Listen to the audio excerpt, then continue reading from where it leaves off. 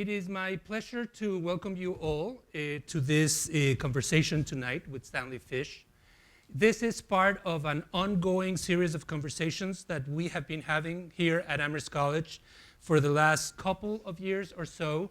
Maybe it's a little longer than that, ever since a dramatic presidential election woke us up to a divided country and to a divided self, and to the fact that many of us were deaf in regards to what was happening, if not in other parts of the country, certainly in other parts of the world.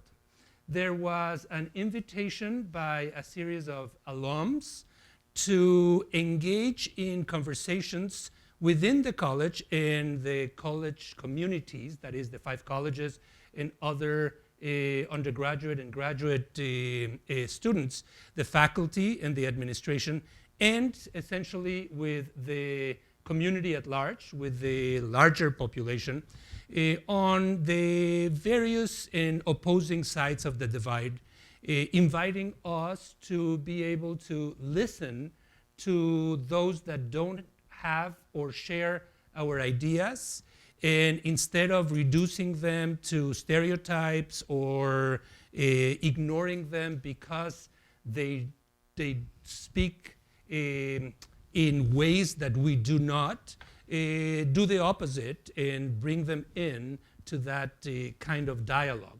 We have had a number of very distinguished guests throughout these 3 years, from Martha Nussbaum to Bill Crystal to Bret Stephens, to a variety of thinkers, activists, scholars that continue to this day. I want to thank, on my behalf and on behalf of the college, the 36 members of the 50th reunion of the class of 1970, I think I got that right, for their support, particularly to 2 of them that initiated this idea of listening to the other half. I want to tell you that the format of today's event is a free-flowing conversation based on a recent book that Stanley Fish has literally just published. I will say just a few things about him and about the book in a second. But before I do that, I want to thank the folks at Amherst Books that graciously agreed to bring copies of the book for you to hopefully buy and have Professor Fish sign. And to the folks of communication and to publicity and marketing, David in particular, for all the good work that they put in order for this to be known by the various constituencies of our community even before the event starts. Stanley Fish is a controversial figure who wears many hats.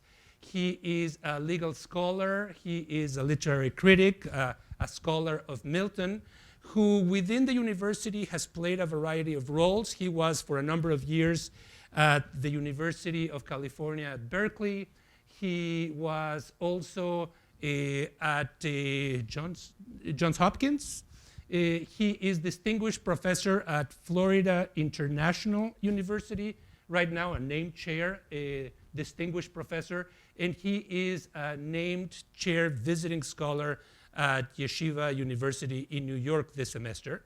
He has also been a columnist for the New York Times for more than a decade. 18 years. 18? 18 years. Sometimes writing on a weekly basis, on others in a less pressured way. It is important to remember that within the university, he has played a variety of roles, because I think that's going to come up. He has not only been a student, because in order to get to where he is, you have to have gone through being a student, a teacher, that is a professor, but he has also been an administrator at the University of Illinois, Chicago, Dean of Faculty?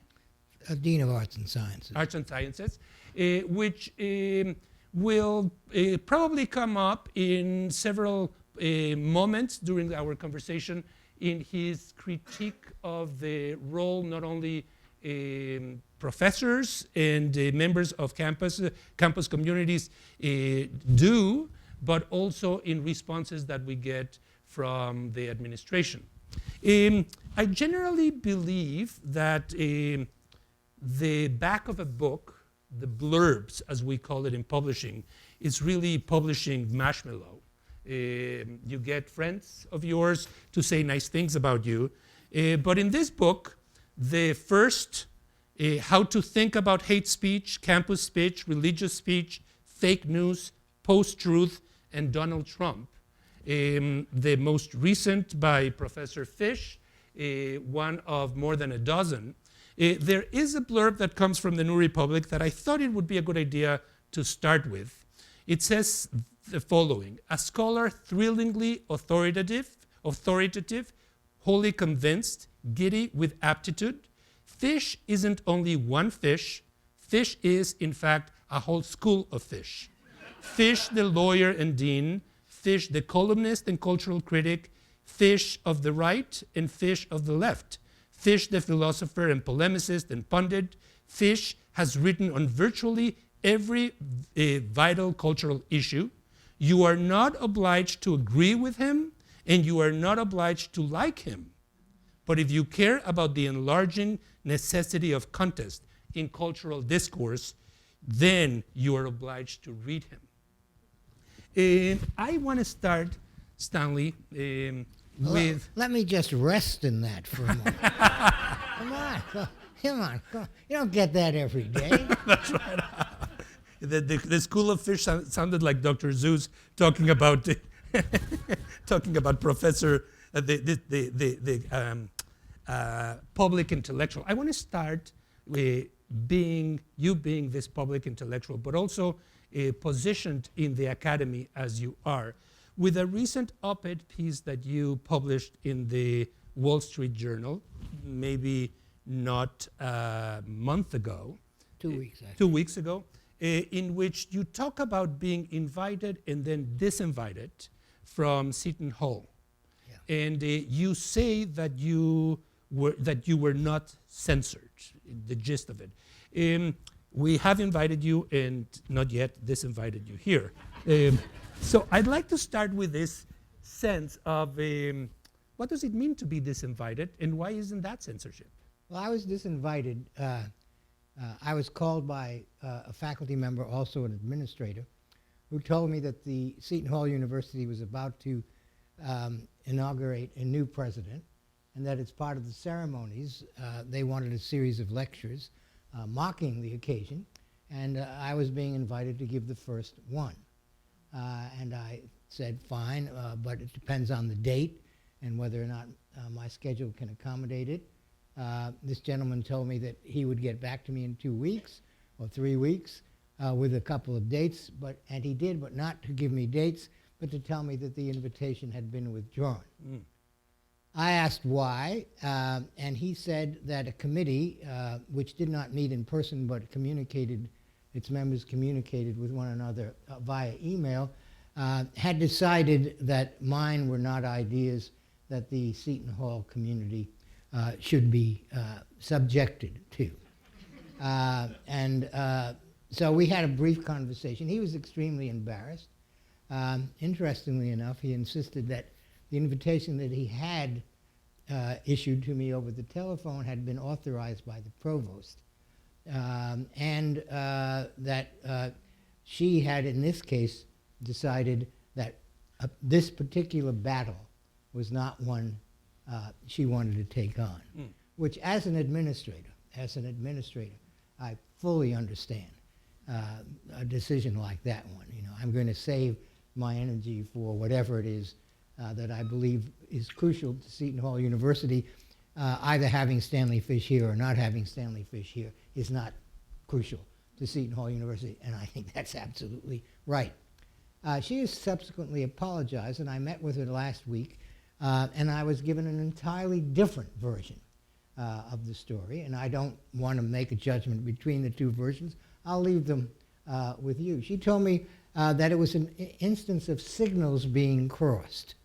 that the person who called me was not supposed to have made the invitation, but was supposed to have done something else. I don't know what that something else might have been, because in the academy, someone doesn't call you up to say, we're thinking of inviting you. If we did, in fact, invite you, would you accept? Doesn't work that way. And I didn't ask her at this lunch, because it wasn't the appropriate context in which to pose the question, well, if there were signals crossed, what prevented you from issuing the invitation anyway? So that's the entire story. An apology that wasn't an apology, but an apology that passed the buck to someone whose signals had been crossed. There it is. Now, the ideas that Seton Hall didn't want to hear, at least according to what I was told, when the shamefaced gentleman called me to disinvite me, the ideas were the ideas that I've been retailing for many years, which could be summed up as the idea, for example, that while social justice is surely a good thing, it's not an academic good thing, and that no academic activity should be in any way concerned with or associated with issues of social justice. Now that's a position that a lot of people would disagree with, and presumably someone on the committee disagreed with that position strongly. At least that's the only reading I have now. Why wasn't I censored? I wasn't censored because, first of all, I had no right to be invited to Seton Hall. That is, I didn't have the right to be invited, and I had no right not to be invited. It was just an administrative decision made on both ends, as far as I can tell, rather clumsily by the administrators, which is no surprise to me at all, since academic administrators are, in general, a clumsy lot. And I say that, of course, very much aware that I was one myself. So that's the context in which I don't think I was censored or anything like that. Now, everything depends on the reason for which the invitation was withdrawn. Was it withdrawn because it had been discovered that I had a criminal past? Let me assure you that I don't have a criminal past. No. So it was withdrawn, I said in the op-ed, for reasons that were non-intellectual and therefore non-educational. And that's the objection that I have to the entire experience. It turns out that in the same week that this happened to me, and you may have read about this, some students at Williams College, I'm not sure how many of them, sent a letter to the William College community in which they pledged to boycott all courses in the English department that were not centered on race. And I took that to be an action parallel in many ways to the action that Seton Hall had taken with respect to me. Why? Because the decision as to what course or courses to take or to support was, again, being made on non-educational, non-academic, and frankly, political grounds. It turns out, so happens that the last course I taught in the liberal arts arena was a course called Major Poets of the 17th Century. And the poets I taught were John Milton, John Donne, Ben Jonson, George Herbert, and Andrew Marvell. Not, I think, a list that could be quarreled with in association with the term major. And of course, there are issues of race that turn up in the works of those poets. As some of you will no doubt know, Ben Jonson wrote a masque, that is a court production, called The Masque of Blackness, in which Queen Anne and 11 of her handmaidens appeared in blackface. Milton, in one of his prose tracts, just said that Asian and Semitic peoples were particularly prone to being slaves. And in a poem called Anagram, John Donne, writing a parody of the usual celebration of the lady's virtues and beauties, described his mistress as having a complexion that made Moors look white. So there's that stuff. But that's about it. You know, if I were going to teach a course on those poets, I might name those things. But if I were to focus on those things and tease them out into the content of the course, I would be abdicating my pedagogical responsibility, because that's not what most of the poems written by these poets are about. What you should do, I said in this op-ed, is teach the material and not, in fact, tailor the material according to some political or social pressure that is now being exerted. So I want to continue on or pursue the idea of the current generation of students that is activist and has a vision of what should and shouldn't be taught, and and ask you to summarize some of the views that you have and you express in the book about microaggressions, about trigger warnings, and so on. I myself joined you in some of these views. There is no way one can teach the Bible or Shakespeare without including all the aggression, the violence, the blood that goes in it. You believe, however, that alerting students to what is about to come is cuddling to them, and it's not what we should do on campuses. No, I don't think it coddles them. That's the argument of Jonathan Haidt and, God, I know this guy, Greg Lukianoff, in their book. They don't think students should be coddled, and therefore they're against trigger warnings and such things. I have no interest in students being coddled or not being coddled. In fact, in a very strong sense, I have no interest in students. That is, what I mean by that is I want to give students the experience of a course that introduces them to materials they were previously unfamiliar with, or not as familiar with as perhaps they might be at the end of the course.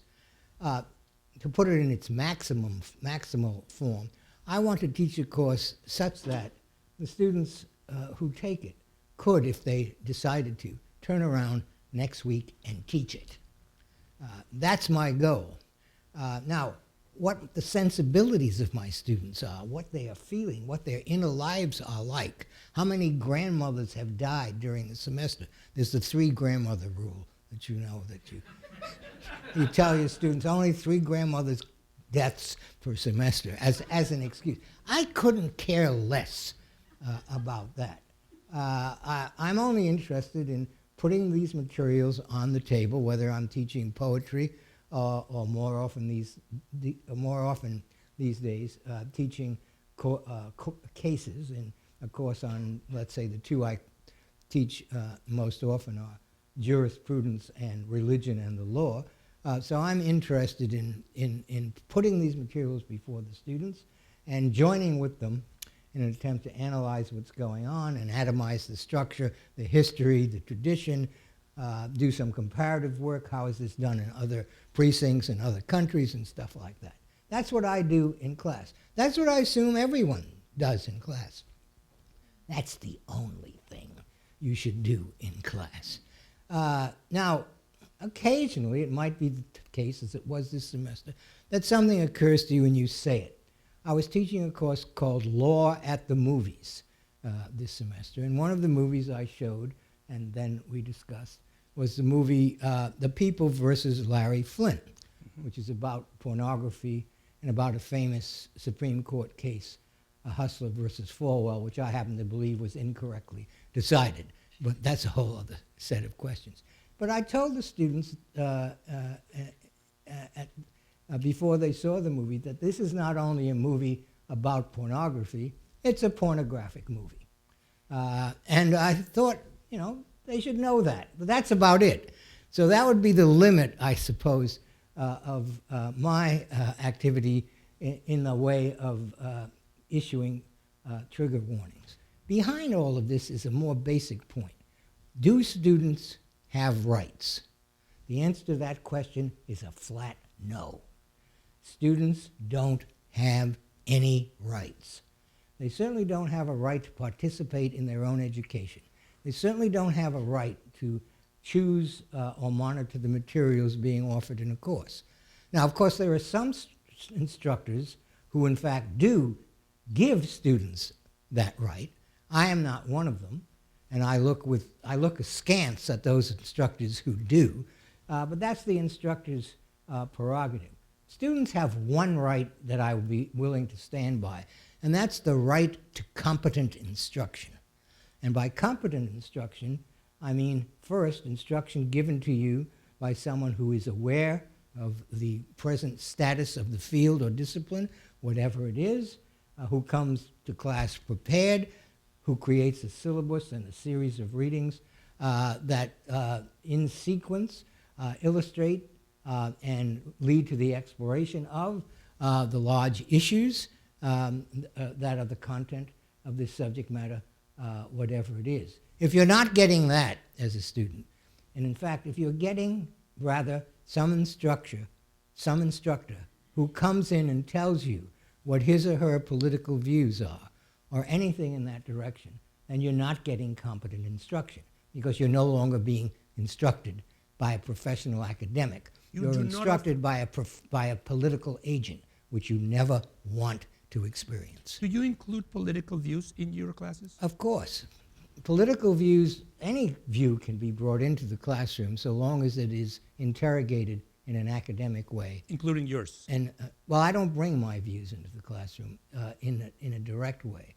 Except, I did, in fact, tell my students that I thought that the Hustler case was wrongly decided, but I invited a good friend of mine from NYU who in fact, had a role in the movie and is a noted First Amendment scholar and who has views directly opposed to mine. And so we had a good time at that.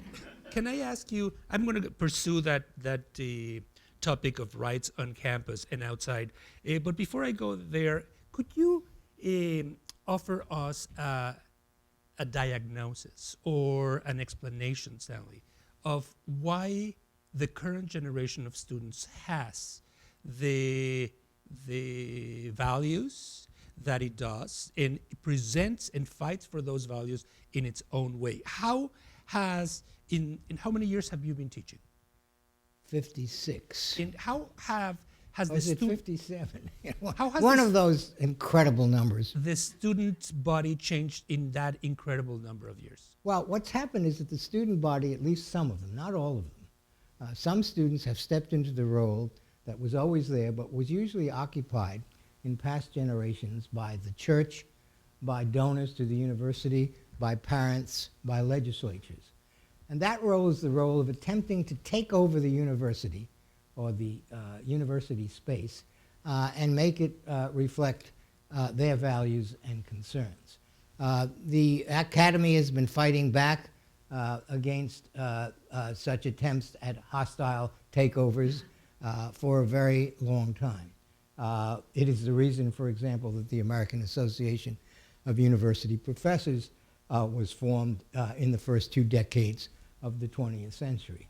But now the subversive, what I would think of as the subversive forces, the forces that would turn the academy away from its special assignment and instead make it the vehicle of what I would say is something alien. What's that special assignment? The special assignment is very simple, abstract. It's to advance knowledge in the social sciences, humanities, physical sciences, mathematical sciences, computer sciences. That, and therefore to attempt to sift through the alternative and competing views of what is correct and true in those disciplines and discuss and analyze the arguments pro and con that are being put forward. That's what we do in the academy. What we don't do in the academy, at least what we don't do in my academy, what we don't do in my academy is move toward the kind of conclusion that then leads to action in the real world. For me, the academy is that place where you turn things over in a deliberative manner and stop short of the waters of action. That doesn't mean that what you give students or introduce students to might not lead them later on, once the door is closed and the last class has concluded, to take very specific actions. But you can't design that. The only thing you can, as an instructor, design is a course that delivers the pedagogical goods. And the pedagogical goods are as I describe them. You introduce the students to the life of a deliberative turning over of a number of issues. You equip them with analytical skills, and you invite them to exercise those skills in daily conversations in class and in projects that are handed in at the end of the course. What do you do with a student, Stanley, as of today in a class that shows that political bent and the need to push the professor in a much more ideologically engaged way, which is often the case? Would you be surprised if I tell you that no student in my class ever does any such thing? Because I'm not surprised. Right. There are many, everyone teaches differently. And there are many ways of teaching that can be differently effective. And to some extent, they are functions of temperament and personality. My method is very simple. I scare students to death as soon as possible while letting them know that while doing it, I am a figure of fun myself. Now, the wonderful thing about this is, even when I let them know that I am aware of how ridiculous my posture is when I bark orders at them, it works anyway. That's the whole wonderful thing about rhetoric, as those of you who remember Chaucer's Pardoner's Tale may recall. Rhetoric can work even, and in fact often, when those upon whom it is being worked are aware of it. So that's the way I teach. So very early on, my students know what kinds of questions are not going to be posed here and what kinds of questions will be considered. You will have the benefit of old age, if I might put it that way. But somebody who is 40 or 45 teaching today, maybe either not yet tenured or on the road to tenureship, might not have the benefit of the white hair saying whatever he wants and not fearing the risk of a reaction. Well, I started teaching, I got my PhD early at the age of 23, and I was the same exact teacher then as I am now.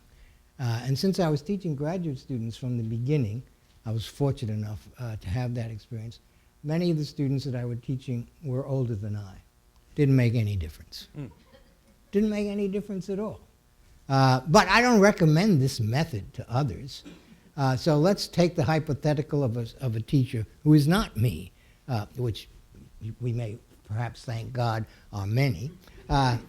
Let's take someone who is more, how shall we say, amiable in his self presentation and less insistent in the pedagogical method. And then someone asks a question which is in fact not a question that is either to the point or in fact is to any academic point at all.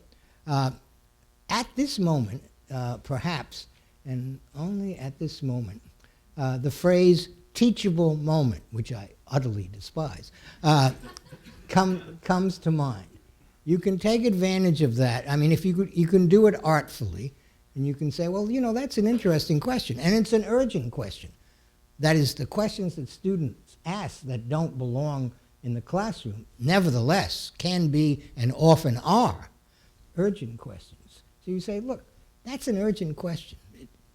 In some ways, our society needs to take it up and attempt to answer it. But let me try to explain to you why that's not going to happen here and why it shouldn't happen here. And then have that discussion. At which point, a student will say, as a student did say today, when I spoke in Professor Daniel Gordon's class.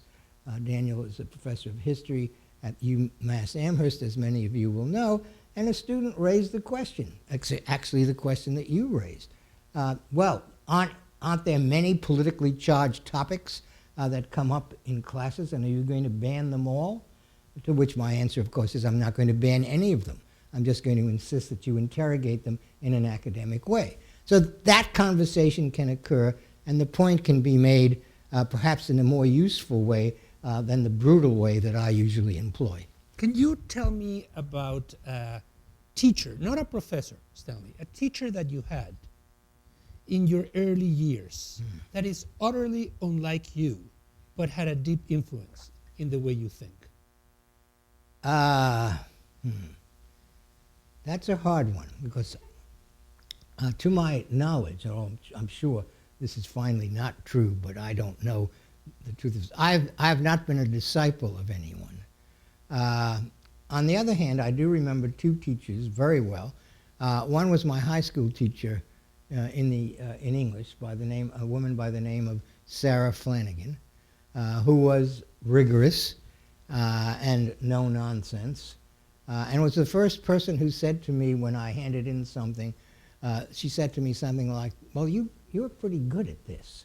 And I'd never heard that from anyone before. And when you're 15 or 16 or 17 years old, and everyone who comes to your house, that is friends of your parents, are saying, and what are you going to be? And what are you going to do? And you haven't thought of anything to be. And the possibility suddenly occurs to me that you might in the end be nothing at all. So that when Sarah Flanagan told me, you do this, and you can do it fairly well, I latched onto it and never let go. The other teacher that I'll mention briefly was a professor at the University of Pennsylvania by the name of Maurice Johnson, an 18th century scholar, whose bearing and urbanity and wit and sartorial style I was so taken by that I wanted to imitate him. I have never succeeded. You said that students have no rights on campus. Do faculty have any rights? I want to talk about the section in your book where you reflect on a number of important recent cases of faculty members having made statements that reached within the campus, but outside of the campus walls, and reverberated in society in a variety of ways, resulting sometimes in the dismissal of a particular professor, or in, and I want to get you also to that, the rights of administrators, or in administrators who would say, I defend the right of this or that faculty member who said something that I, the administrator, find disgusting. And in your view, the fact that that administrator added that second line is in itself disgusting. Absolutely. That is absolutely. To put it simply, you don't first defend the right of your faculty member to say something and then turn around and condemn what he said by what I call the administrative two-step. That is, first, yes, he has or she has the right to say it, but believe me, I'm on the right side. I'm a virtuous person. I'm going to condemn it just as the world must condemn it. That is really weaselly behavior. And many administrators, unfortunately, engage in that behavior. And partly they engage in that behavior because administrators, by and large, don't know what business they're in. For example, a lot of administrators believe that they're in the free speech business. And as I say in the title of my campus chapter in this book, free speech is not an academic value. But since many administrators don't understand it, when a free speech challenge comes their way, they get paralyzed. And after being paralyzed, they go to their Office of Legal Counsel, which is populated by persons who have only one thing in mind: avoid lawsuits. So they get very bad advice from the Office of Legal Counsel. But if they only understood what their job is, which is to ensure the health and growth of the academic enterprise, they wouldn't take what I call the free speech bait. And they wouldn't say things like, well, we must allow him to say what he said as a private citizen, but I want you to know that we condemn it. Because when you're a dean or a provost or a chancellor, and you condemn someone's point of view, even as you acknowledge that you have no capacity to dismiss him or her, you are positioning yourself politically. And because you occupy a recognizable office, you are positioning the university politically. The university should never be positioned politically. Because once it is, A, it's not any longer doing its job, and B, it makes itself vulnerable to all of those constituencies that always want to assault the university. So you said that you couldn't care less about the politics of students. Could you care more about the politics of professors? Should professors within the institutions have political views that are expressed outside of the classroom? And even as you do, I see a two-face here on your side, if I might use that aspect. You don't get into the political side, but you write op-ed pieces constantly in the New York Times and in the Wall Street Journal that might put Yeshiva University or Florida International into uncomfortable position because of something Professor Fish said. Should a professor be encouraged to become a much more public figure, and to what extent that position compromises his or her freedom as an individual? Are we professors private citizens on campus, or are we members of that academic community exclusively concerned with the production, manufacturing, packaging of knowledge? Well, the book I wrote in 2008, the title of it kind of answers that question. And the title of that book was Save the World on Your Own Time. Save the World on Your Own Time. By which I meant it's perfectly all right for you as an academic to write op-eds or letters to the editor or chair a committee which is pursuing some controversial policy. So long as you don't do it on the university's dime. So long as while you're acting in the university, you are performing activities that you are both trained and paid to perform. Both those words are very important, trained and paid. So to answer your question directly, I don't think there should be any consequences visited by a university on a professor who, on his or her own time, as a private citizen, gets to say something in print that gathers or provokes a great deal of attention, some of which may be reflected back in a negative way on the university. Again, that's why what I called the Administrative TwoStep a moment ago is performed, because universities are aware of the extent to which they are, shall we say, vulnerable to shifts in public opinion.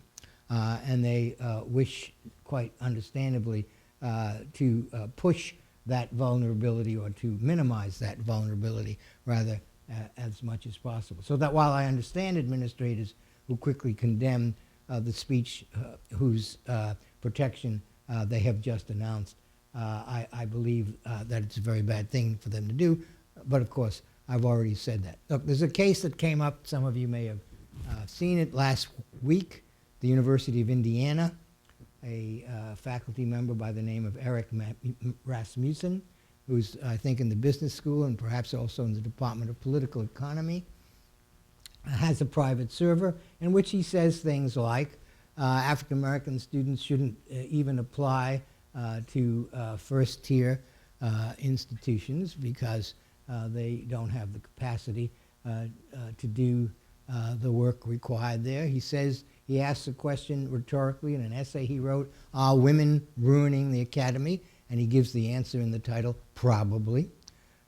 He has another a piece in which he explains that all geniuses are males, or almost all geniuses are males. And he says all these kinds of things. And of course, what happens? It gets publicized by someone, perhaps by him, as far as I don't really know the backstory. And there's a demand that he be fired. Now, the provost at Bloomington, Indiana Bloomington, performed a perfect version of the administrative two-step. She said, again, he spoke as a private citizen, and therefore we as a university cannot prohibit or censor his words, comma, vile and stupid as they are. Now, listen to that. Vile and stupid as they are, she should have been fired. At least she would have if I had the power to do so in the next moment. Now, as long as Rasmussen is not structuring his teaching according to his strong political ideological views, there's no reason at all academically to move against him. And who decides that? Who can monitor that? Should somebody come in and legislate on how that syllabus is built, on what the content is? Well, most universities have, as you know, colleges and universities have processes through which teaching is assessed. For example, student evaluations. But I should add that I have been bitterly opposed to student evaluations since they first appeared to me in 1965 at the University of California at Berkeley in something then called the Slate Supplement. I think that student evaluations are a terrible thing. Because? They're a terrible thing because, well, there's so many reasons. Most of the people who fill them out do so for negative reasons of bitterness, disappointment, and hostility. The idea that someone who has taken a course for a semester is therefore competent to judge the performance of a teacher, that is, in many cases, the performance of the teacher, that is the course that you have taken, will only be realized in your imagination years later. There's nothing good to be said about teaching evaluations. Nothing good to be said. But they're there. And my ranting against them won't stop it. Isn't going to remove them. So they're there. And in all the cases I write about in the book, the Amy Wax case at the University of Pennsylvania, the Stephen Saleta case at the University of Illinois at Urbana, the James Tracy case at Florida Atlantic University. All of these people said things and took positions which made most of their colleagues and a good percentage of the student body furious. But on the other hand, all of the teaching evaluations for these three people were superb and showed that they gave, their courses were not soapboxes made into soapboxes for their political views, that they studied the material, that they fairly graded assignments that were reasonable, and so forth and so on. So, on the other hand, if it can be demonstrated that a teacher is using his or her classroom for the purpose of furthering personal, ideological, partisan, or even moral views, then there's a reason to move against that person. I want to, in the interest of time, Stanley, I want to move out of campus and into social media, where I assume we're going to get into even more intense ideas from you. And you write about them in your book. There is Mark Zuckerberg has testified before Congress many times, and he has suggested that there will come a time when artificial intelligence will be sophisticated enough to stop hate speech on Facebook. But until then, he and no one in his company will legislate what should or shouldn't be posted. On the other hand, you have Twitter, which has moved forward in deciding what should or should not be posted, particularly on this election. I can do this. Oh, thank you. On this election, given the record that we have of the 2016 Thanks. meddling of foreign governments and the nasty voices that some candidates who eventually became presidents have been expressing. So I'm not a nostalgist. I think of a time when social media wasn't there. When I arrived to Amherst in 1993, email was barely starting. There wasn't anything like what we have today. And there were lines outside the office for students to be able to see you and talk, etc., instead of sending you a text at 12 o'clock at night. Right. So I'm interested in particular about your vision of how social media is excessive, offers maybe too much information. Do we have, and you mentioned something in the book, instead of having censorship by the absence of material, you have censorship by the overabundance of material. I remember, if I can just stop you there, I remember I'm an immigrant from Mexico, and I remember arriving to the United States in the mid 80s and thinking how incredible it was, the amount of cereal boxes that I could find on a supermarket. It was an embarrassment of richness. And I chose one. Which one? Raisin Bran. And I have gone with Raisin Bran since then. Should have gone with grape nuts. Okay. All this to say that I love the possibility of the possibilities that supermarket offered to me, but eventually I went back to the very simple. So I want you to delve into the time in which we live, where censorship is actually a reversal, an abundance that can paralyze you and even nullify us. Well, I must say that I am a nostalgist.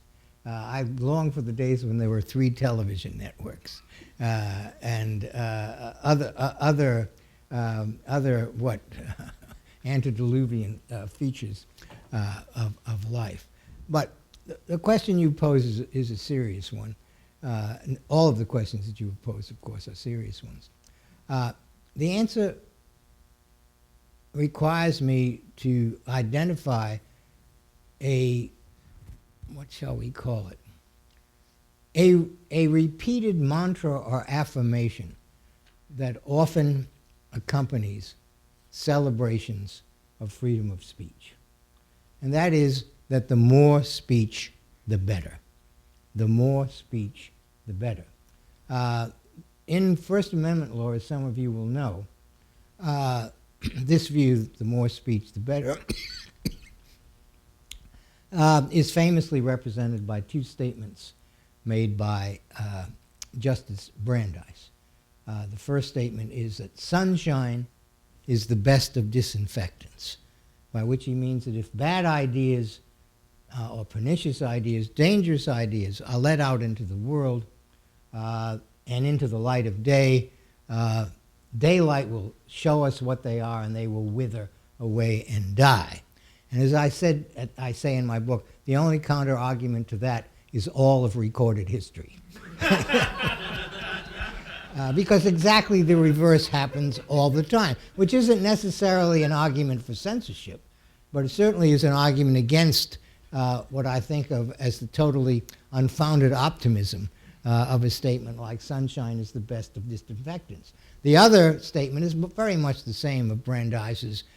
He says, the remedy for bad speech is more speech, not enforced silence, which is, I suppose, an optimistic version of Gresham's law, but that doesn't work either.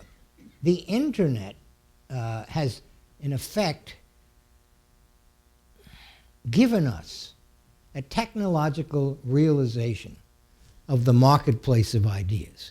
The marketplace of ideas, which is one of the phrases that always accompanies celebrations of the First Amendment, was introduced in the 1920s in a dissenting opinion by Oliver Wendell Holmes. It imagines and I think this is relevant. It imagines the life of decision making as taking place in a setting like a New England town meeting, where there are a bunch of people, all of whom you have known for most of your life, who are sitting around trying to decide whether or not the municipality can afford a new sewer system.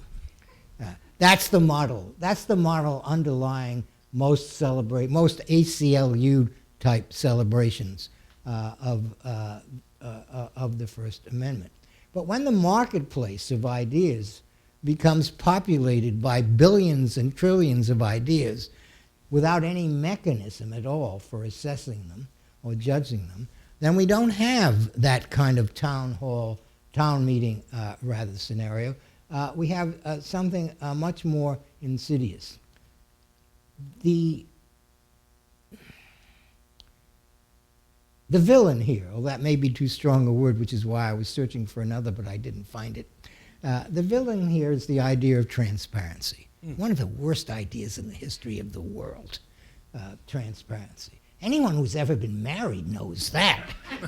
The last thing you want to be is transparent. You won't last 2 weeks. Okay, so transparency is a bad idea.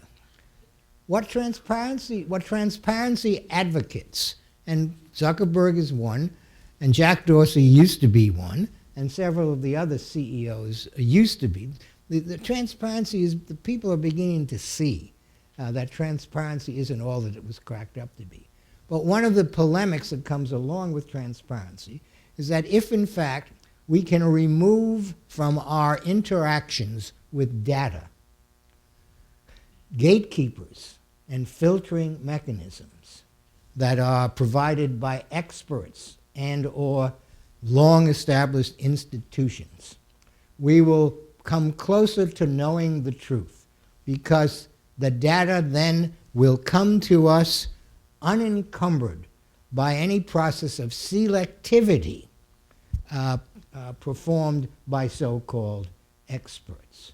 Okay? I sometimes call this the romance of the data and us.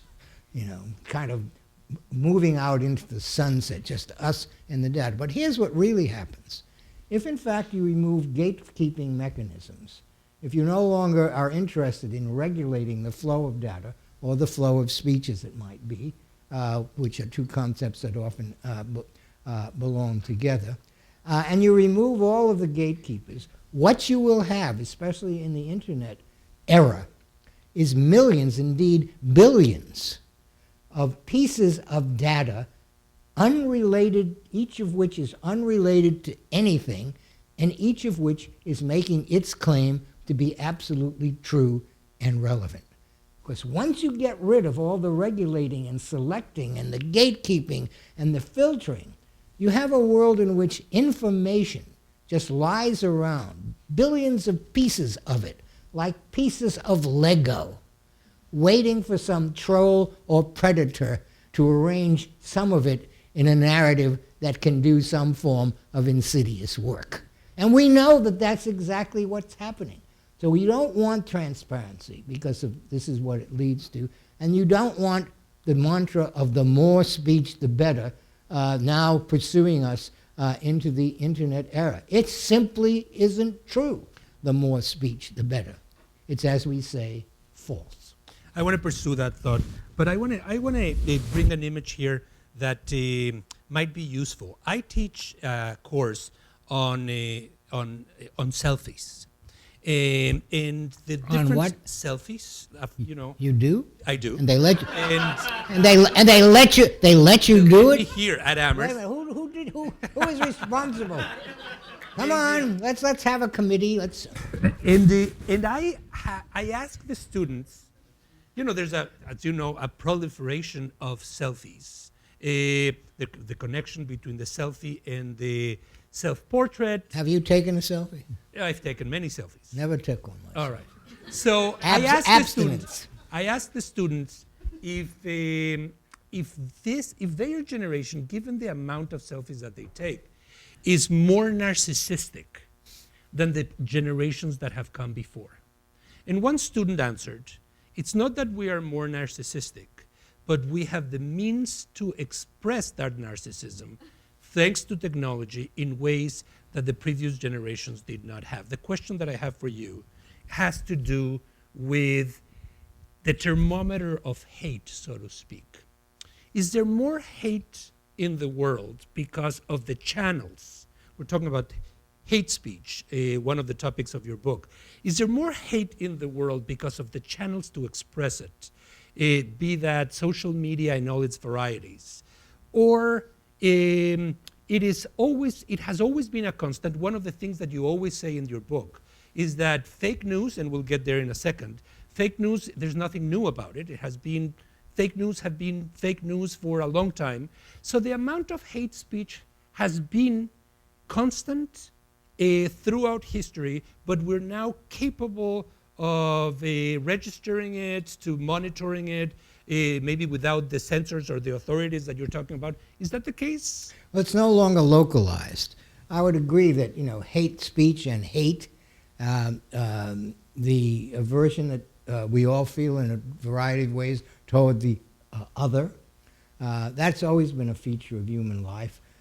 In the general battle that we see in social philosophy these days between tribalism on the one hand and cosmopolitanism on the other hand, wherever you stand on that question, and I am myself a strong tribalist, but wherever you stand on that question, you have to say that tribalism always survives and comes back. And with tribalism, you always have something that you might call hate. And it can take any number of forms, and has in our own history. Irish need not apply. No Jews allowed.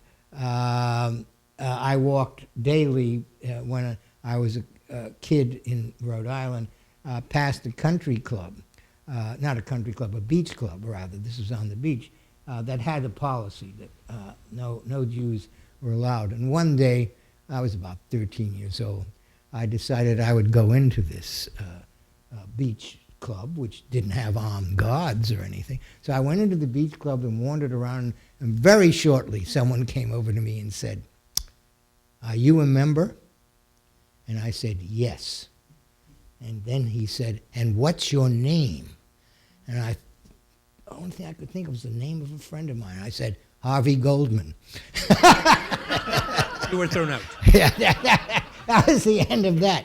But now, but that was contained. This was one beach house along the Narragansett, Rhode Island shore. No one thought very much about it. There it was. Everybody knew that there were these forms of discrimination.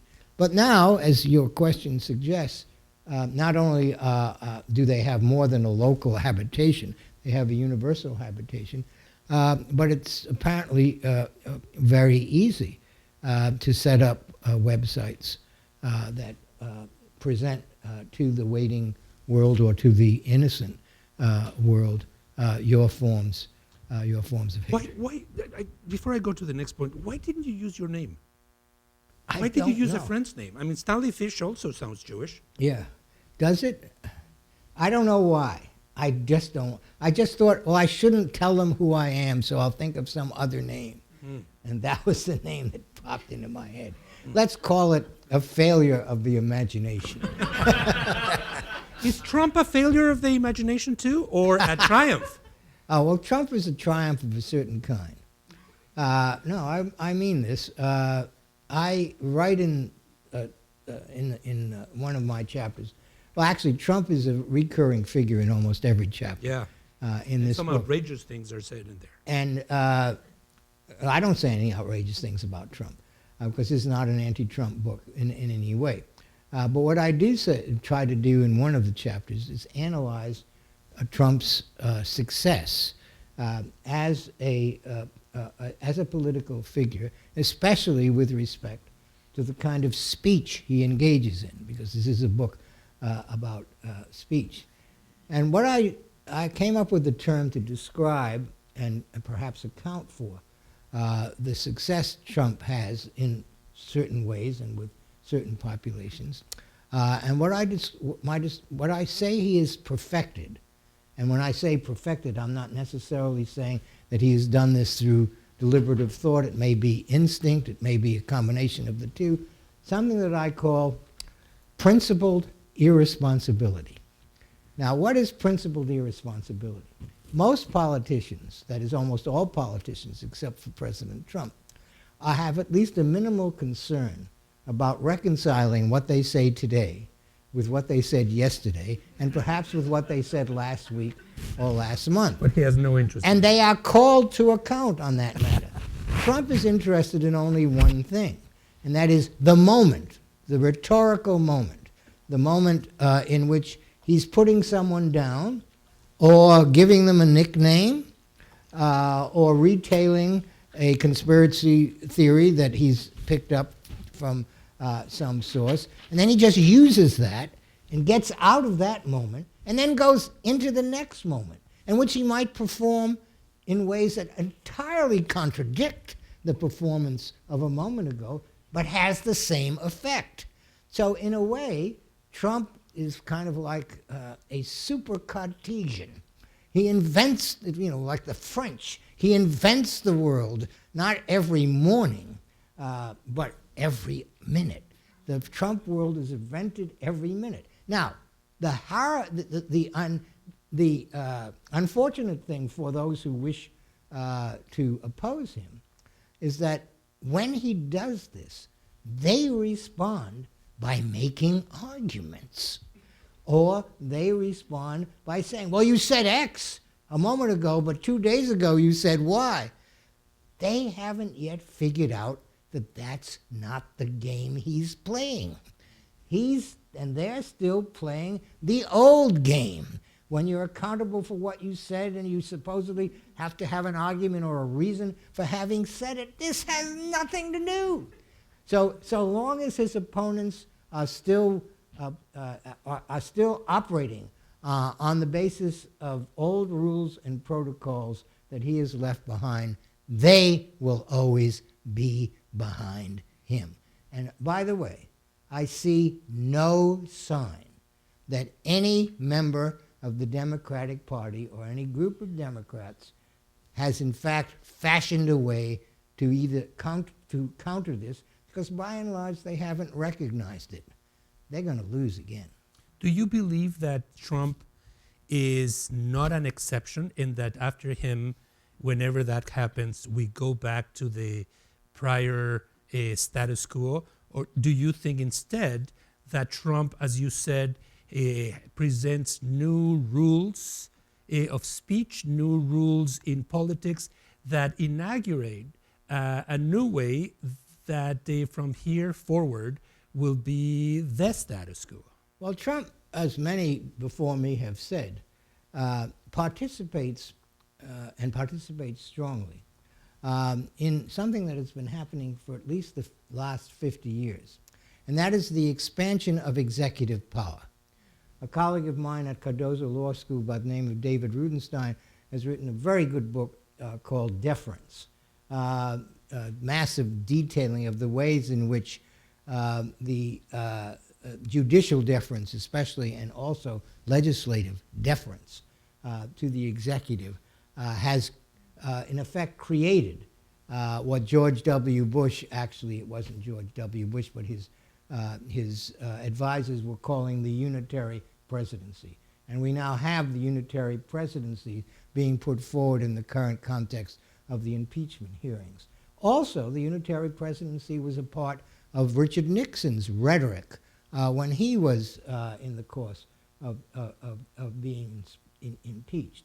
So one of the lasting effects of his tenure may be the pushing forward again, the furthering of the expansion of the executive, to the point where what Nixon once famously said, quote, "If the president does it, it can't be a crime," unquote, may be in fact realized. The problem is that every person who occupies that office believes in the unitary executive, even when perhaps his or her outward demeanor doesn't suggest it. Obama believed in it. He really did, and acted in accordance. So the only thing that's going to stop the further emergence of the executive with almost unbridled power will be a reassertion by the Congress and perhaps by the judiciary of its part in the separation of powers bargain. And if I could predict whether or not that was going to happen, I would be making a lot more money than I am. We're coming here to an end, at least from this part, Stanley, and we'll invite the audience to ask questions. There's a microphone here to my left and to the audience's right. I have a couple of questions before that. One of them has to do, when I mentioned that there's a few elements that to me sound or feel outrageous.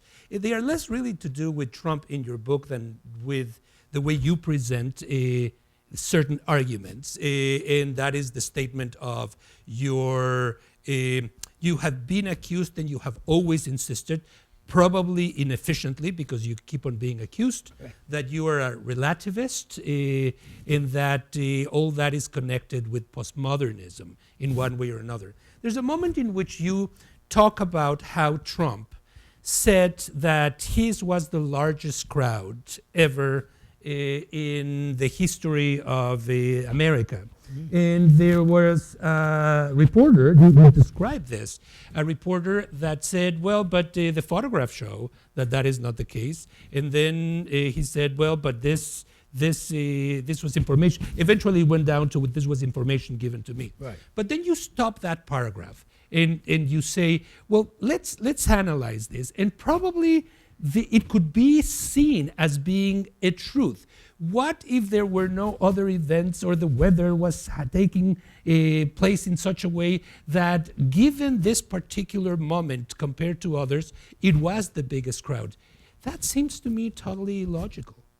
Illogical. Illogical. Why illogical? It seems to me that the photographs, empirical evidence, show that compared to the Obama inauguration and previous inaugurations, not only Democrats but Republicans, there were a lot of more people, and in fact, in the Obama, the weather was much colder than during the second inauguration was much colder than during the first and hopefully only inauguration of Trump. So maybe you can explain that. Oh, sure. But I'll just repeat what I said in the book, which is obviously wasn't persuasive to you. What I'm saying is that if you declare that something is bigger than something else, my crowd is bigger than yours, there are always a set of presuppositions about how the question of size is being assessed. And what the reporter you referred to and what the press in general did was just point, finger point. There they are. There they all are. Well, I was saying that's possibly a relatively crude method of determining size. You might want to determine size by first factoring in what the weather was like at the moment of the various inaugurations. Or there might be, I forget which ones I come up with. I come up with a bunch of possible alternative measures, which are kind of like Kellyanne Conway's alternative facts. They're alternative measures within which one might then make a statement about crowd size. You can do that. You can do that. That is, you can change the frame of reference and make your declaration, which from the point of view of one frame of reference seemed obviously false, instead seem at least possibly true. Now, you'll recall in that paragraph, just after I finish this little exercise, I say, now don't get mad at me. Yeah, I'm not making this argument. I'm not making these arguments. Yeah, that sounds like a rhetorical approach. Well, of course. I'm not making these arguments. I'm just imagining how they possibly could be made. Now, this gets back to gets us to the question, finally, of fake news. If alternative facts can be manufactured or can be thought up, would be better, because manufacture is a pejorative word. If alternative facts could be thought of, alternative ways of looking at something, seeing something, assessing something, even counting something, what is it that enables us to choose between, if we can, between these alternative accounts? The answer that I give in the book is we must look to those sources of information that have throughout the decades and perhaps centuries earned our trust. One of the things that has happened, as you know, in the last 20, 30 years has been, and this is the title of a book, the death of expertise. That is the debunking of university expertise, professional expertise, medical expertise, scientific expertise. Now, has eliminated all that. That is what produces fake news. Not some intention to deceive, which of course may be a part of it, but the deauthorization of traditional sites, that is S-I-T-E-S, traditional sites of authority. Some of you are old enough, as I am, although none of you, I think, is as old as I am, to remember Walter Cronkite, the CBS commentator who signed off each night by saying, and that's the way it is. And people believed him. And they believed him even in those cases when it turned out that some of the things that he reported were, in fact, not accurate. Why did they believe him? Because they believed that he, and also in general the press, had the aspiration to get things right, even if at times it didn't get things right.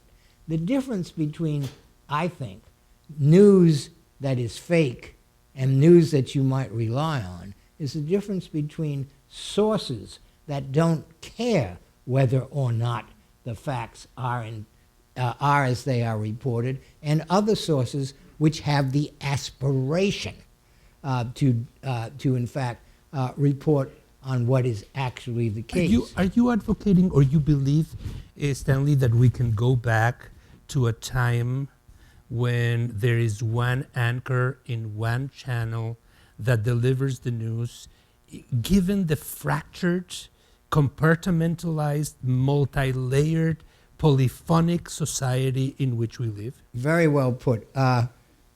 I don't know whether it could happen, and it wouldn't have to be one. It could just be the industry. If the industry in general were regarded as the kind of, engaged in the kind of activity that you could trust, again, not that you could trust its every product, but you could trust the spirit in which the product was produced. That, I think, we need to regain, because as many philosophers have pointed out, without a general trust underlying our operations, every one of us is at sea when it comes to what we believe or what we take to be true and false. So to my view, whether or not this is possible, and you suggest that it may not be, the universities must regain and to some extent retain their reputation for being places where the truth about matters in the physical sciences, humanities, and physical sciences are in fact sought and sometimes found. And of course, universities that have allowed themselves to be politicized, this goes back to an earlier point, will never have that trust whatsoever. But I think the trust can be regained, and I think that at a certain point, although this is a prediction without information, that is, I couldn't support it if you asked me to, the experts will strike back. This is time to have members of the audience ask questions if anybody's interested. Again, their microphone is to my left.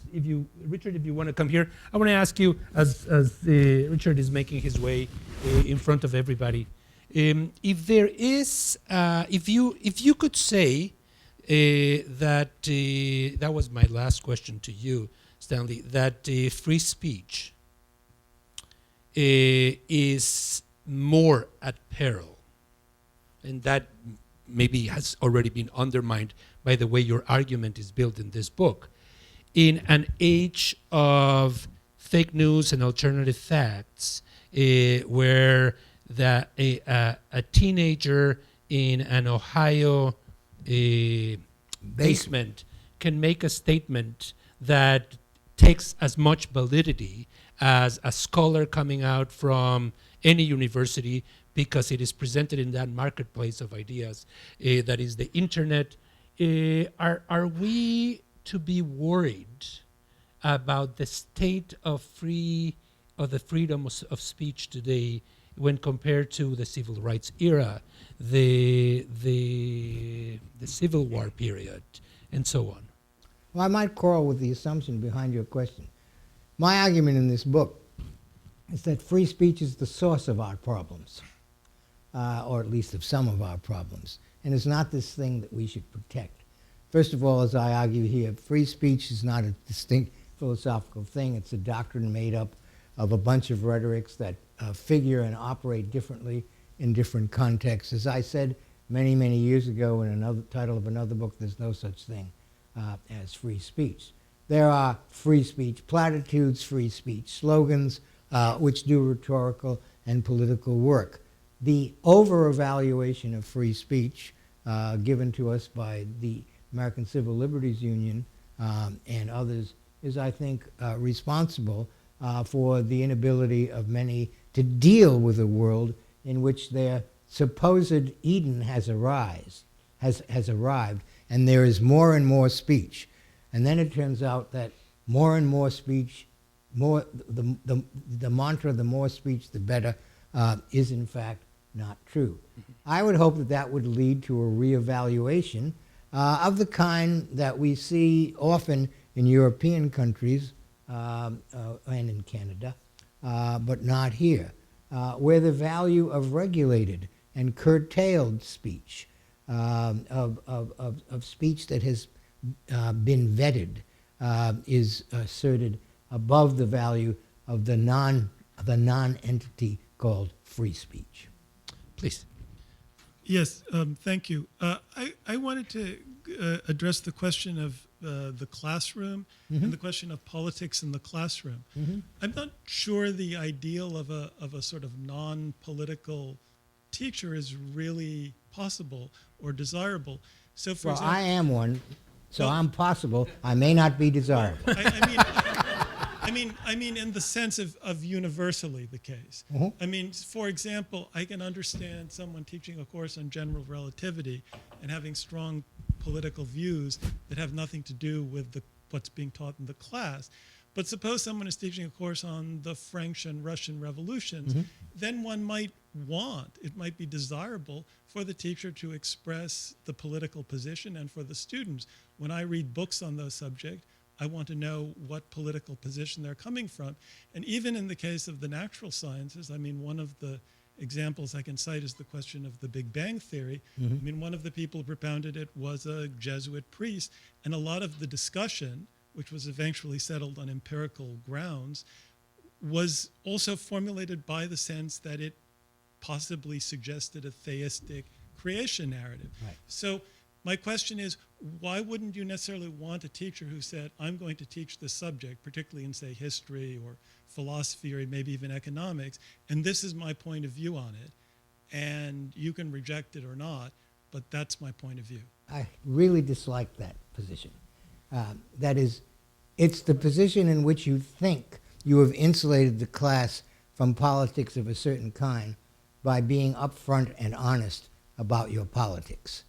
And what you've really done when you do this is, in fact, legitimate the introduction of political perspectives in the classroom. But isn't that inevitable on No, certain it is subjects? not inevitable.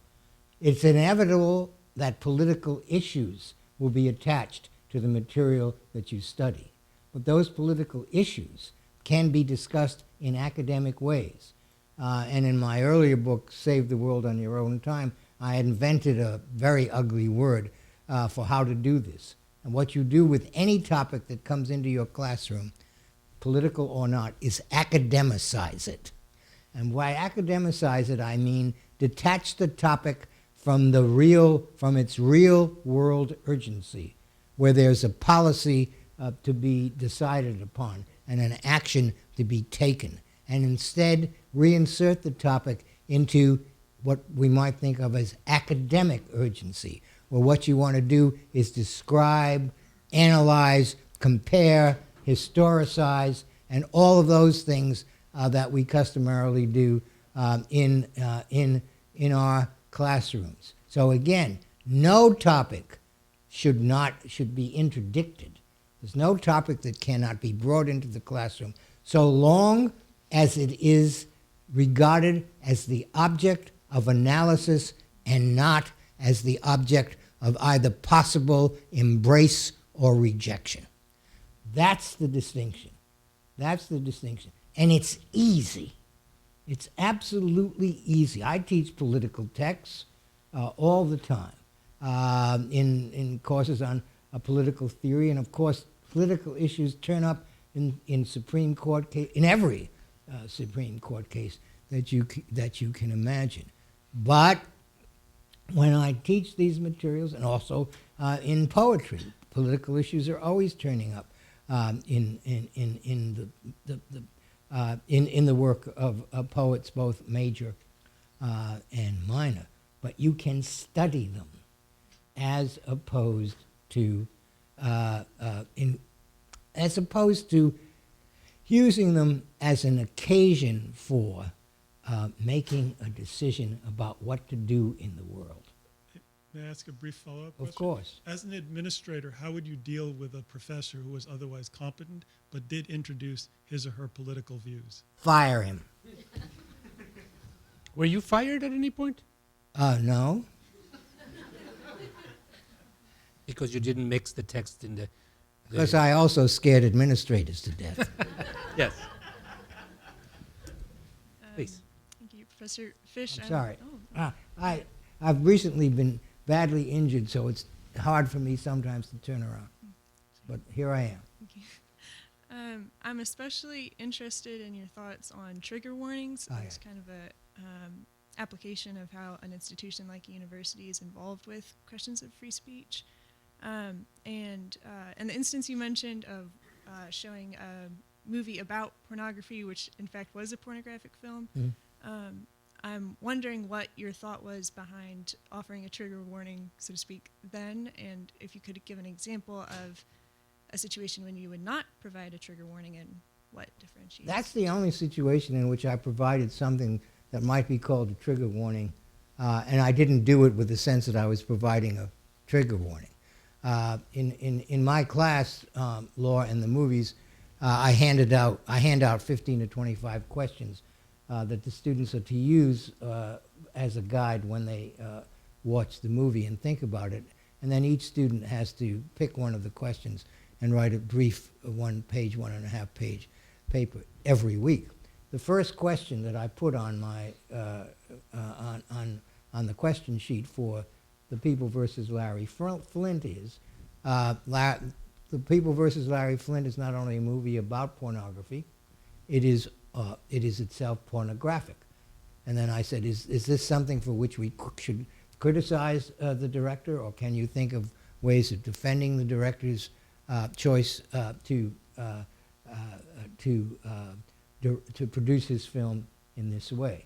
So there was in effect a trigger warning, but it was in the course of my pointing out something to the students which I then wanted them to think about and write about. The trigger warning, insofar as it was one, was not issued by me with a sense of the possible vulnerability of some of my students to pornographic images. Someone reported just this Tuesday when I had my final class, apparently she didn't remember the questions because she sat down at Thanksgiving dinner with her family to watch The People versus Larry Flint. That wasn't a good idea. And it wasn't a good idea because that's not the kind of thing you do at a Thanksgiving dinner. But you want to, look, in general, all of these slogans, trigger warnings, safe spaces, no platforming, cultural appropriation, microaggressions, They're all versions of the same demand, which is the demand that we not learn anything. We don't want to learn anything. There's something more complicated about the cultural appropriation argument. Cultural appropriation is a form of racism, and we could get into that, but it would take a little bit.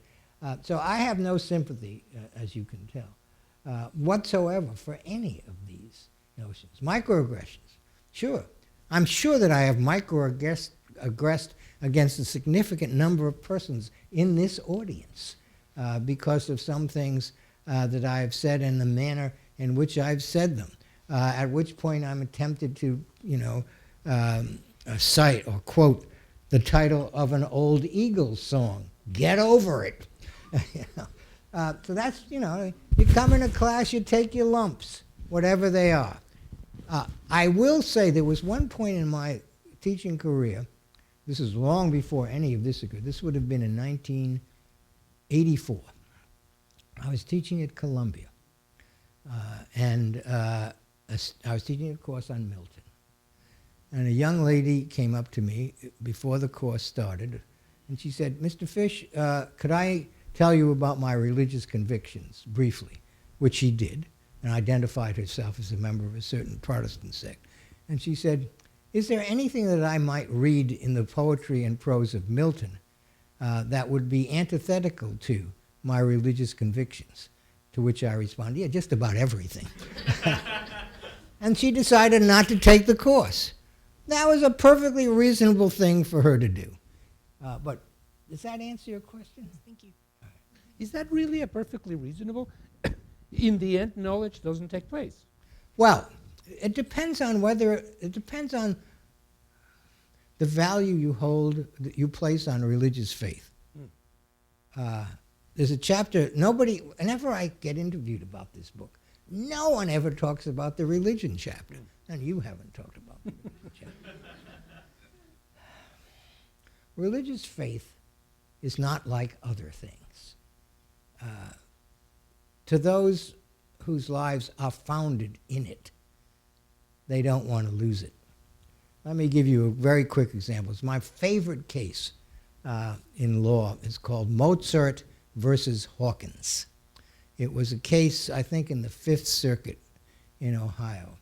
And it was a cause of action brought by one of my favorite people in all of the legal world, a young mother by the name of Vicky Smith. And what Vicky was protesting was the fact that her 6-year-old child was required, or 7-year-old child, I forget what, no, it would have been in the 6th grade. How old are people in the 6th grade? 12-year-old child was required to read in an assigned book called the Prentice Hall Critical Reader. That's what it was. Vicky Frost, not Vicky Smith. The Prentice Hall Critical Reader, which contained articles on, gender differences. It contained articles on witchcraft and some people who worship Satan, but also contained a lot of other things. Now, she was told by the superintendent of Hawkins County that these materials were taught, but they weren't taught in a way that advocated any of them. Rather, they were taught in a way that was designed to introduce children to the idea that there were many ways of thinking about important issues in the world. And what he said to her is, "Mrs. Frost, you have not understood the difference between indoctrination and exposure." And what she said was immortal. She said, "The distinction between indoctrination and exposure is an artifact of the liberalism that is oppressing me." Now that's really good. That's really good. And as she pointed out, she didn't object. This is what totally flummoxed the other people who in the legals. She didn't object to individual essays. She objected to the entire project of teaching so that her daughter could make up her own mind. She didn't want her daughter to make up her own mind. She wanted her daughter to remain in the faith. Now, before you trot out the usual liberal commonplaces to condemn her, think a bit about her. She was a very smart woman, and she knew what it was that she wanted for her child. And she knew also that liberal assumptions about being exposed to ideas and then developing the strength of mind to choose between them, these assumptions were her enemy. Now remember that case. It's a really important case. Religion is not like anything else. Go ahead. Yeah, okay.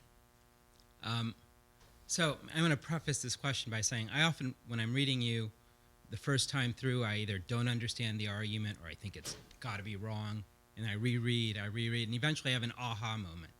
Pieces fall together. Oftentimes it's actually students who help me see it. I'm hoping that'll happen again. So you recently, I think you were talking about, I think you were making an argument that decisions by universities or college with respect to their investments are not moral. They're sort of not moral decisions. You shouldn't be morally judging them for them. Right. Given the limited nature of the goals that a college or a university has, all they have to worry about is what would it mean to be a good steward of the college? Yeah, given grow its the goals. endowment. Right.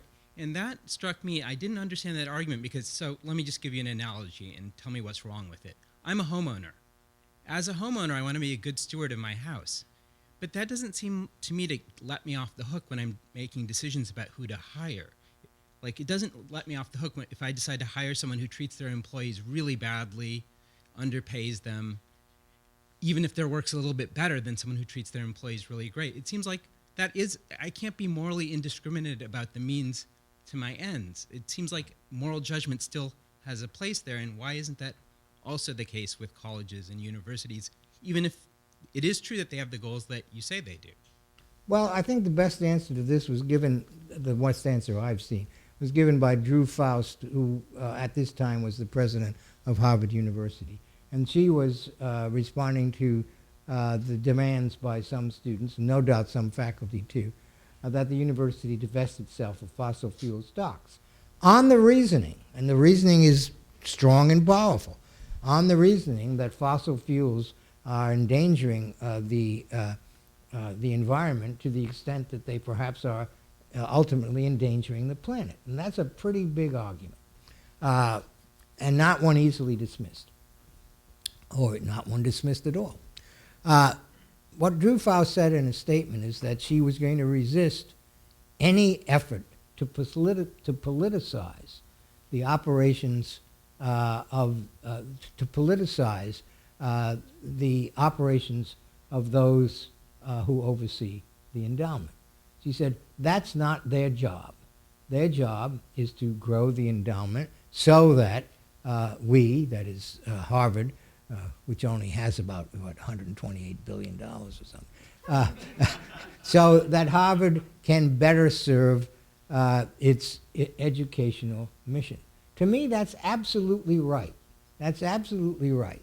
That you don't decide that you're going to divest from stocks that are associated with fossil fuels. You don't decide that you're going to divest from stocks that have some relationship to the state of Israel. You shouldn't have decided all of those years ago to divest from stocks that in some way were related to South Africa. Remember that? All that. That's just wrong.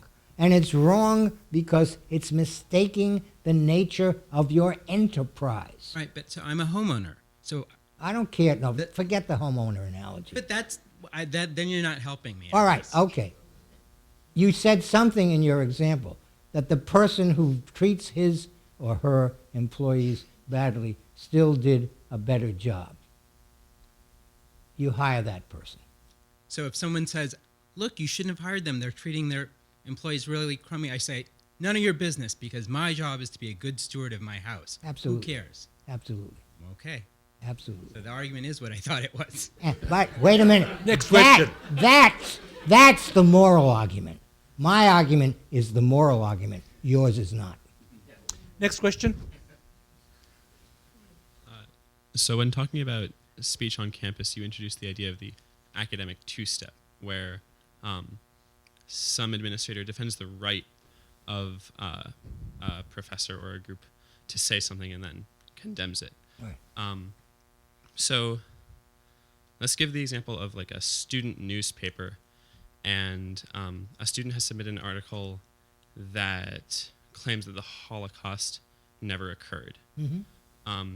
Should the newspaper publish that article if, to their knowledge, the Holocaust absolutely did occur? That's a complicated question. First of all, is this newspaper, how is this newspaper situated institutionally? Where does it get its funds and so forth? I guess a student newspaper gets its funds from the college. Finally gets its funds from the college. Then, according to a series of Supreme Court decisions, that, of course, are, as all Supreme Court decisions are, often contested. But according to a series of Supreme Court decisions, the school has every right to monitor the activities of the student reporters who work at, who labor at the newspaper funded by the institution. I'm not sure that's an answer to your question. Is it? I think that there was more to your question than my answer recognized. Yeah. Good. We're on the same page then. I guess it's more about the... What are you worried about? Why don't we go at it this way? What are you worried about? What don't you want to happen? Are you worried that the person who is denying the Holocaust is being denied the capacity to say what they want to say? Yeah. And also if like the editor of the student newspaper thinks that this article should not be expressed, do they have the right to deny the author of the article? Well, should not be expressed as opposed to thinks it's false. Or do you want to not make that distinction? Should not be expressed as a moral judgment on what is being said. We don't want that kind of thing said. It might, it might pollute the atmosphere or something like that, as opposed to we don't want to publish things that are demonstrably false. The latter. Well, if it's we don't want to publish things that are demonstrably false, it seems to me that the newspaper editor is on very good grounds. Okay. I think. And so publishing the article would be problematic if the... Look, why would an editor... Let's back up a bit and expand on your example. Why would an editor who believes something to be false publish it? One answer, and we can go to examples like, remember the Danish cartoons of some years ago? Danish cartoons, that is, all right, caricatures of the Prophet Muhammad and so forth and so on, which appeared in a newspaper in, what country was it? Denmark, where they don't have anything other things to worry about, so they obsess on this stuff. And then what happened was all over the country, all over the world, newspapers decided to publish the cartoons, with negative caricatures of the Prophet Muhammad. Did the newspaper editors who did this, that is, not the original one, but the ones who then followed up, did they agree with the characterization or caricature of the Prophet Muhammad? Absolutely not. Why were they doing it? They were doing it to make a point about free speech. That's a very bad reason to do anything. To make a point about free speech. They were standing up. They were kind of doing what I call the administrative two-step, but in a slightly different form. They were showing that they had the First Amendment guts, or whatever it is that they had.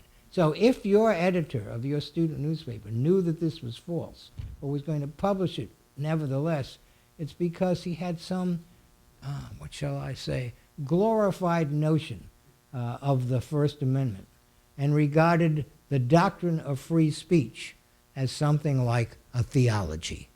And a lot of people who are free speech polemicists, that is, proponents of free speech in a strong way, in fact, that is their theology, because most of them don't have any other theology.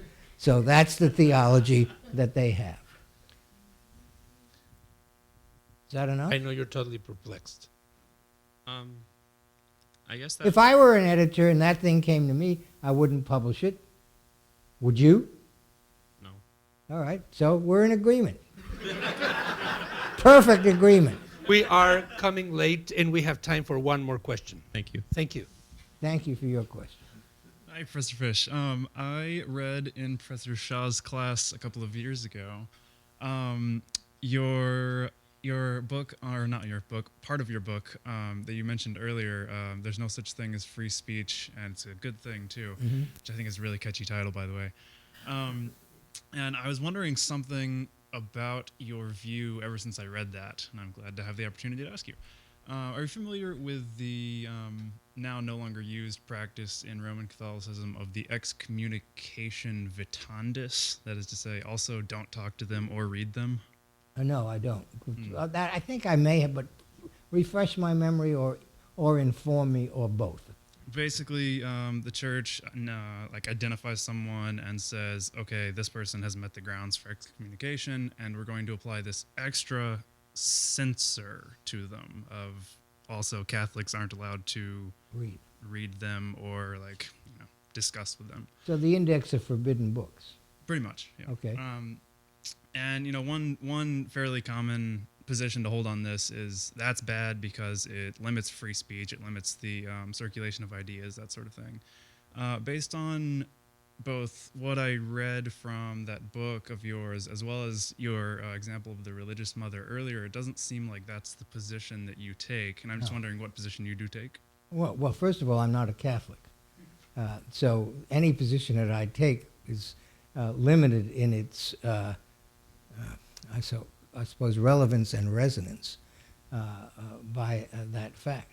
But I would say that what the quote-unquote defenders of the faith were doing was defending the faith. A. B, that's the business they're in. C, they're not in the free speech business, which is, of course, the same thing I say about universities. Universities are not in the free speech business. Sometimes free speech, and this is true also of religious institutions, sometimes free speech concerns and values intersect with academic concerns, but that's accidental. It's like the very thin part of a Venn diagram. More often, they do not. A way to say, and I say this in the book when I'm talking about in the book, in the religion chapter, which no one reads apparently, but which I hope all of you will read. I'm talking about all these cases that have come up recently where bakers and florists and photographers wish to turn away couples, gay couples, and not participate in the celebration of their marriage. And then that leads to the court cases which we've already had, and believe me, there are more in the pipeline, and they're going to emerge, where you have a conflict between two irreconcilable points of view. On the other hand, the point of view in which fidelity to deity and to doctrine is paramount, and therefore it would be wrong from the point of view of the deeply religious photographer or baker to lend his or her services to an activity his or her religion considers sinful. And then on the other side, you have the idea that anyone who hangs up a shingle or opens a storefront is in fact obligated to service any customers that come seeking goods or services. As I said a moment ago, This is not something that can be reconciled. And this is what I meant before when I said religion is a special thing. Religion is a special thing because fidelity to what you understand to be the commands of your deity trumps, if you'll pardon the use of the word, trumps all other possible obligations. Some of you may have seen the movie A Man for All Seasons, which is the story of St. Thomas More, in which I taught earlier in the semester, in a brilliant performance by the Academy Award-winning actor Paul Scofield.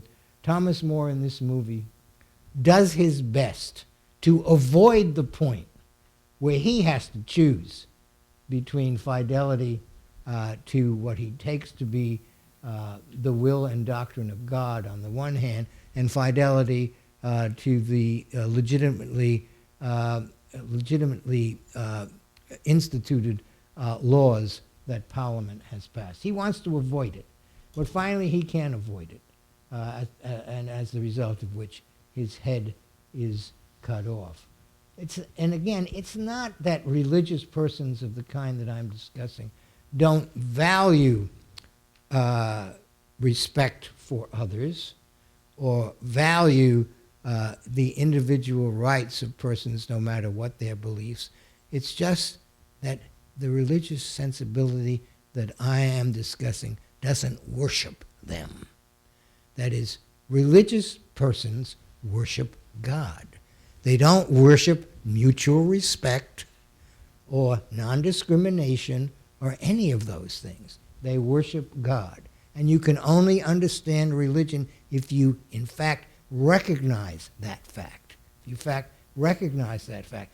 But what liberalism wants to do to religion is to turn it into just one more discourse, or to use a verb that I intensely dislike. They want to pluralize it.